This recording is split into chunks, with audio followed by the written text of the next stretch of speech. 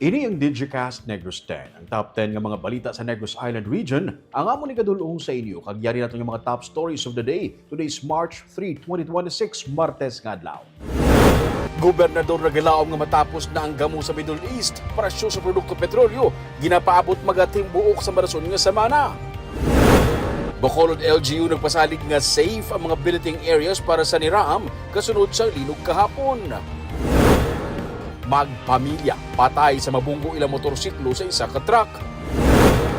Hold up suspect, patay sa matiruan sang pulis, iya kaupod, arestado. Kag sa good vibes, isla sang mulukabok sa Sagay City, butangan sang pasilidad nga maga-convert sang tubig dagat sa ilimnon nga tubig. Inatanan sa Digicast Negros 10.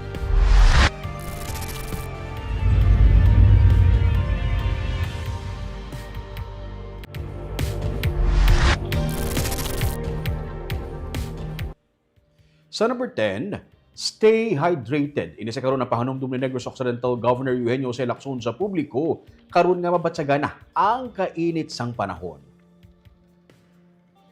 Base sa highest forecasted heat index ang pag-asa subong nga Martes, 40 degrees Celsius ang Negros Occidental. Extreme caution na classification sini sang pag-asa. Posible ang mga heat cramps kag heat exhaustion. Posible man ini nga magresulta sa heat stroke. Kani panugyan ni Lacson, likawan ang magbulad sa init ilabi na sa mga oras nga nagatagi ti ang adlaw. Dugang pa niya, dapat nga mangin conscious ang publiko sa posible malaing epekto sa mainit nga panahon sa ikayong lawas. Samtang buwas nga adlaw, Marso 4, gina-forecast ang pag-asa ngayon sa 39 degrees Celsius ang highest heat index sa probinsya. There are certain hours of the day, I think from 10 to 3 o'clock in the afternoon to avoid staying under the sun. Just be conscious of the effects of very hot weather, what it can do to our health.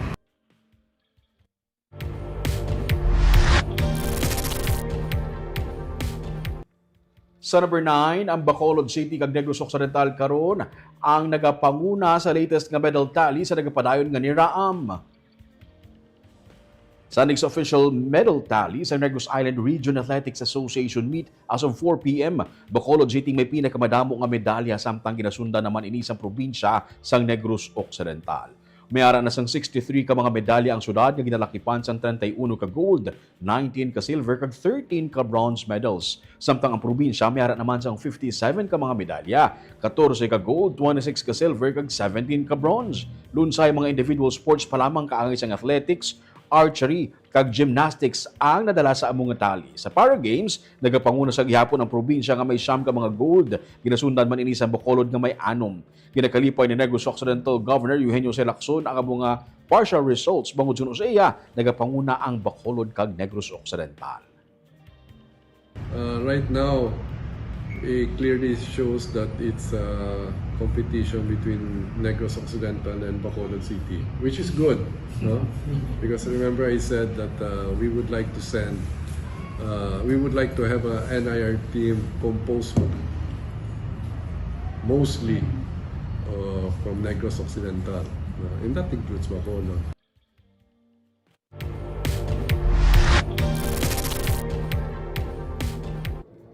Sa number 8, isa ka Pinay ang pilasod matapos ginbuno sa iya mister nga isa ka Amerikano sa Sipalay City.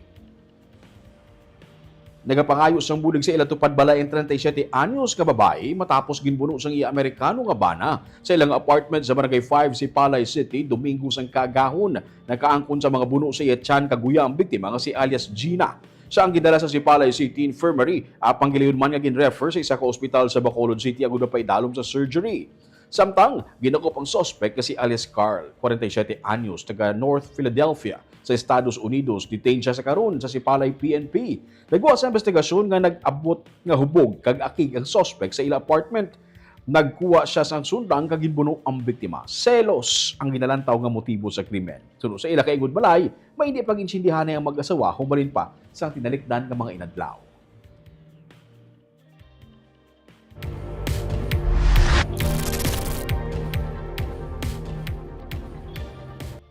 Sa number 7, isa ka banog scrap na senior citizen ang patay matapos mabungguan sa pick-up. Nagamaneho sa iya tricycad nga ginagamit sa pagpang-scrap ang 88 anyos nga lalaki sa isang nabungguan sa pick-up truck sa Banwas, Pontevedra, Lunes ang gabi. Nagluntad ang insidente sa National Highway sakop sa barangay Recreo sa Banwas, Pontevedra. Nagwa sa investigasyon sa PNP nga gikan sur kag padulong norte ang pick-up nga ginamaneho sang isa ka negosyante nga lalaki 38 anyos nga taga Kabangkalan City. Nagsungka ang driver sa Pontevedra PNP kag sining hapon ay pag-istoryahanay na sa tunga sang driver kag pamilya sang tigulang nga nabungguan.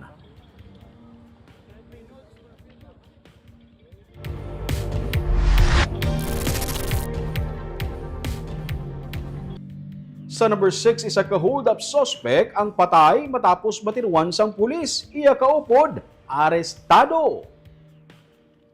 Patay isa ka hold-up suspect samtang nadakpa naman ang iya kaupod matapos ng hold-up sang 74 anyos nga taxi driver sa Rojas Street, Barangay 40 sa Bacolod City, Lunes ang gabi. Kinkilala ang napatay base sa ID card nga nakuha sa iya bilang si alias Ferdinand, isa ka truck driver kag residente sang Barangay 28 sa Bacolod City. Ang gidakop amo si alias Benji, 31 anyos kag pahinante sang truck nga taga Calatrava. Nagsakay ang duha sa taxi nga ginamaneho ni alias Hill halin sa downtown kag paglabot malapit sa Lupit Church, sila ang nagdeklarar sang hold up gamit ang patalom kag pusil.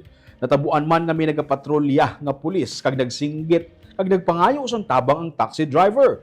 Naglagsanay kag nagbato ang mga sospek. Ang isa sa ila ginbuno ang pulis. Rason nga gintiro siya sang pulis. Naiguan sang bala sa ulo si alias Ferdinand samtang minor injuries naman ang naangko ni Benji. Gindalaman sa ospital ang taxi driver kag ang pulis nga nabunan.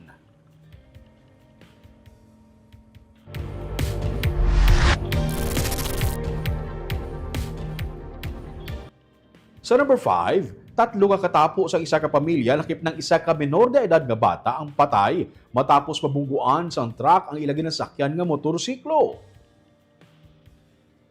Patay ang amay, iloy, kag bata sang mabungguan ang ilagi ng sakyan nga motor sang isa ka truck sa may National Highway sa barangay Mambaid, Himalalod, Negros Oriental, Domingo sang aga. Ang truck nga may karga nga mga isda ang padulong kuntani sa Gihulngan City. Sa kakusog sang impact, nagdasok ang 32 anyos nga amay sa windshield sang truck. Naglabog naman ang 25 anyos nga misis kag 4 ka tuig nga bata. Nadala pa sa Himalalod Rural Health Unit ang amay apang gideklarar ini nga dead on arrival. Gindala naman sa La Libertad Infirmary Hospital ang iya asawa kag anak pero napatay man sila. Gindetain sa Himalalod PNP ang driver sang truck.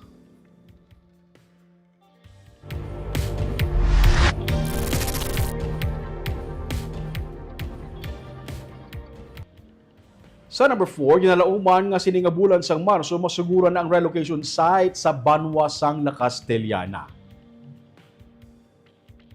Ginalauman siningabulan sang Marso masugda na ang site preparation para tigayon nga makaset up sang modular shelter tents para sa yadtong sakop sang 4-kilometer permanent danger zone sang Bulkan, Canlaon. Tigayon na na-donate sang Negros Occidental ang 8.6 hectares nga duta sa barangay Talaptap sa La Castellana nga magaserbing nga relocation site sa mga na-displace bangod sang Bulkan, Canlaon, kasubong man site para sa Regional Evacuation Center. Suno kay Donato Sarmeno III, ang Regional Director sa Office of the Civil Defense, NIR, nagapaabot sila nga masugdan na ang preparasyon sa duta para man makapahamtang na ang Department of Human Settlements and Urban Development sa modular shelter tents para sa yadtong gikan sa 4-kilometer permanent danger zone kag padayon subungan nag-istar sa evacuation centers. Ang plano sunod sa kay Sarmeno, kung may pondo na para sa Canlaon Recovery Development Plan, magatukod na sang permanent relocation kag sang Regional Evacuation Center. Sunod kay La Castellana Vice Mayor Romaila Nicor, nahatagan na sang authority si Mayor Añejo Nicor bahin sa kung ano ang paggamit sang duta.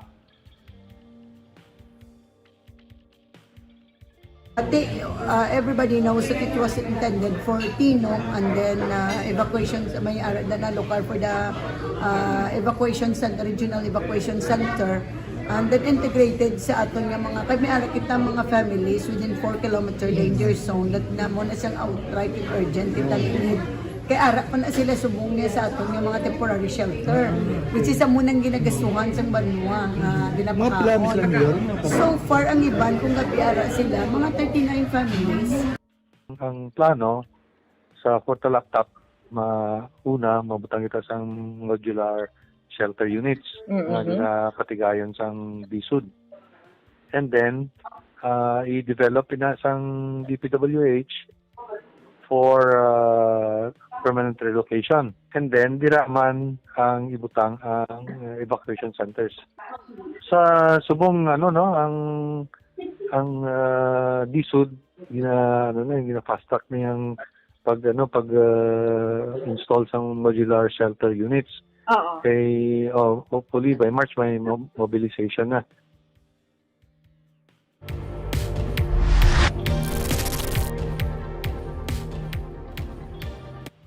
Sa number 3, mga billeting areas para sa niraam ang safe matapos magluntad ang linog sang kahapon nga adlaw.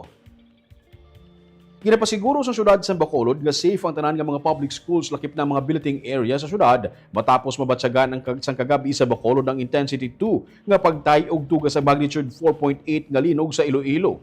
Ginsiling ni Attorney Mark Steven Mayo ang City Administrator nga giliyon nga nagpatigayon kagabi ang City Engineer's Office ug City Disaster Risk Reduction Management Office sang Rapid Damage Assessment and Needs Analysis agud siguraduhon nga safe ang mga billeting areas nga tiniran sa mga atleta nga nakigbahin sa Negros Island Region Athletics Association meet. Wala sang major damage nga nakit-an sa 12 ka mga billeting areas nga napahamtang sa syudad. Ginklaro naman ni RJ Paglumutan, ang spokesperson sa DepEd Division of Bacolod, nga wala sa may na-cancel nga mga hampang sa kagabi. Tanan nga mga nakaschedule nga hampang kahapon nga adlaw natapos antes pa man sang linog. May mga public ag private schools naman sa syudad nga voluntaryo nga nagsuspend sang klase kag trabaho agud magatag sang tion nga ma-inspect ang ilang mga buildings. Wala sang face-to-face classes subong nga adlaw sa University of Negros Occidental Recoletos, La Consolacion College Bacolod kag Bacolod City College. Right away, kagabi isang natabo ang linog ara kami nila Mayor Greg sa Mayor's Office, no. It was around siguro mga alas 7, alas 8 sang gabi. In Sigida gintawgan nato ng City Engineer's Office, ang DRRMO, ang aton nga disaster and response nga office. And nagpatigayon sila in Sigida sang Ardana or risk damage assessment. Ginlibot nila ang billeting areas naton. Ging check man ni Mayor Greg sa DepEd ang mga classrooms naton, and so far wala man any major damage nga kinanglan gid naton kalayuhon, no. That is why nagapadayon subong ang klase naton, padayon man ang niraam naton, no, mga sporting events.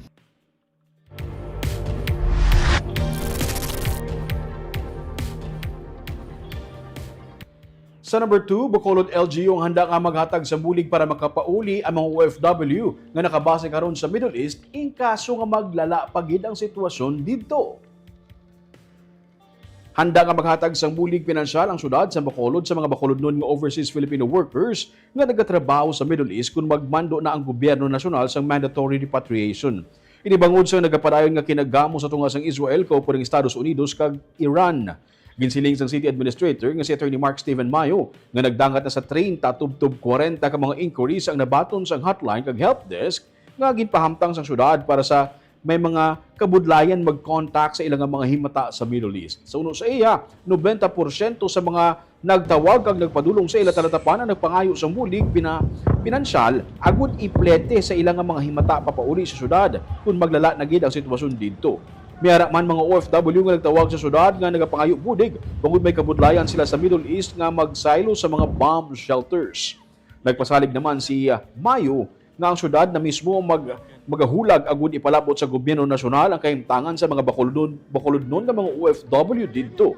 Sarang man nga makahatag ang syudad sa assistance para iplete sa mga OFW kung mag-declare na ang Pilipinas ang mandatory repatriation. Sunod sa Department of Migrant Workers, wala na magsaka ang alert level sa Middle East nga mag-require sa Pilipinas nga magpatuman sa repatriation.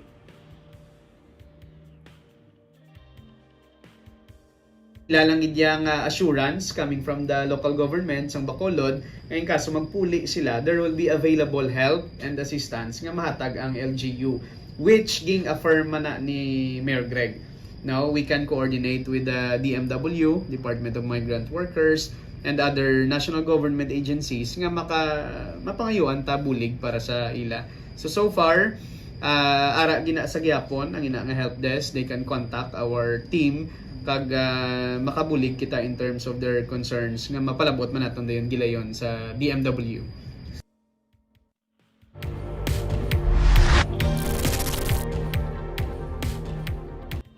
Kag sa mga numero 1 sa mga balita subong adlaw. Gobernador nagalaom nga matapos ng kinagamo sa Middle East. Isa sa mga kinakabalak-an sa publiko amo ang pagtimbuok sa presyo sa produkto petrolyo. Ginapaabot ka sa madason nga semana posible maglabot sa 10 ka pesos kada litro ang isaka sa presyo sang diesel. Suno kay Governor Eugenio Jose Lacson, hindi maayo ang sitwasyon pero wala siya nagakadulaan sa paglaom.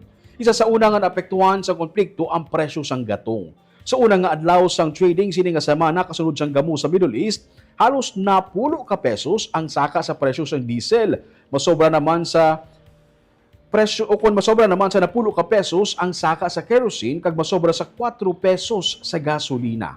Ang shipping sa Strait of Hormuz nga nagaserbi nga alagyan sang 1/5 sang gatong nga ginakonsumo sa bilog nga kalibutan ang halos wala na nagagiyo sa tunga sang pagpangatake sang Iran sa mga oil tankers sa region.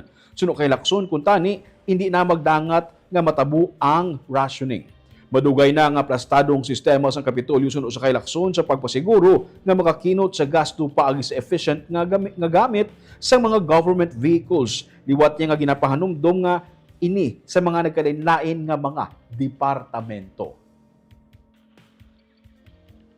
We will remind the different officers to be circumspect, or to be conscious, of the usage of our government vehicles. I'm just hoping that there will be no rationing, and that is a possibility. So we continue to pray.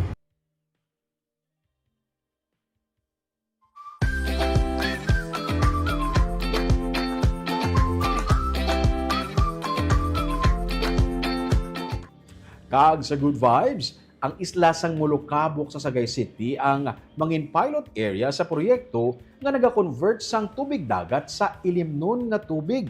Ini sa idalom sang Department of Agriculture. Yaring report. Ang ini nga mga dalagko nga mga banga, adunong intatak na sang isla sang Molokabok sa Sagay City sa Negros Occidental. Diri makita ang mga banga nga do parehos kataas sang haligi sang gym sang barangay. Kagang halos kada balay, may mga banga. Ini bangod kinahanglan sa mga pumuluyo diri nga magtipon sang tubig ulan para may magamit sa pang-adlaw-adlaw, kag kuntig ilinit na. Kalabanan sa mga residente, nagbakal pa sang ilimnon nga tubig sa Barangay Vito. Kinahanglan pa ikarga sa bangka ang ginalon-galon nga mga tubig, gani mas mahal bangod sa kalayo sang ginahalinan sang supply. Ang iban, naanad na naman lang nga mag-inom sang tubig gikan sa tubig ulan. Pero may maayong balita para sa mga taga-isla. Ginanunsyo sang PIO sa Sagay City nga ang isla ay napilian bilang pilot site para sa 8.5 million pesos nga desalination project sa National Fisheries Research and Development Institute o kon NFRDI sa bulig sang Bureau of Fisheries and Aquatic Resources sa idalom sa Department of Agriculture. Mga 2 ka tuig na lang ang ulaton sa mga pumuluyo para mapatuman ang proyekto.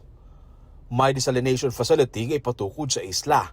Ang desalination, ang isa ka proseso nga nagakuha sang asin sa tubig para makonsumo sang tawo kag magamit sa agrikultura. Ini ang mangin pinakauna nga amo sini nga klase nga desalination facility sa Pilipinas. Magluwas abi sa pagkakasang asin sa tubig, magahimo man sila sang rock salt o kon asin halin sa siniman nga pasilidad nga pwede mangin palangabuhian sa mga pumuluyo sa isla. Nakigsapol na ang technical team kay Mayor Leo Rafael Cueva, kaupo na pilaman ka mga opisyal sa syudad. Kung mahuman na ang proyekto, sila mangin model kag sarang masunod sa iban pagid nga mga coastal kag island communities sa Pilipinas. Suportado sa lokal nga panguluan ang ini nga helikoton, sila magabutang sang electricity connection kag water system construction. December 2025 lang nasuguran nga mabutangan sang power supply ang isla. Limitado pa lang nga mga pamalay ang may kuryente, pero maamat-amatan dugang sang generator sets tubtub matagaan na sang supply sang kuryente ang bilog nga isla. Sa hindi madugay, pati ang ilimnon nga tubig, yara na sa isla sang Molokabok.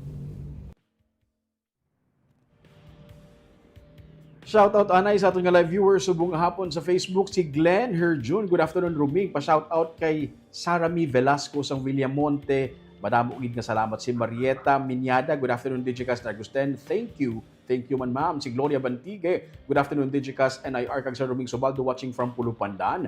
Si Ma'am Jubei Yap Janala, salamat sa mga balita Digicast Negros mayong hapon. Sir Ruming Subaldo watching live from Baguio City. Si Jonathan Tere, mayong hapon sa tanan. Si Marvy Cipriano Aquino, mayong hapon Digicast Negros, mayong hapon Choi Ruming. Si Franklin Panagiton watching to TV Patrol Negros from Gonzaga, Gonzcaf Security Agency, Deca Homes, Barangay Kabug, Bacolod City. Sir, Digicast Negros, hindi TV Patrol Negros. Si Hensley Cecil Alguna, Mumbai. Good afternoon, Digicast Negros, NIR, kag Sir Ruming, kag si Sir Romel Mahilong Galyo, mayong hapon sa tanan-tanan. Kagamuya tong top 10 nga mga balita sa Negros Island Region, subong adlaw. Tubtob sa buwas ako si Romeo Subaldo, mayong hapon.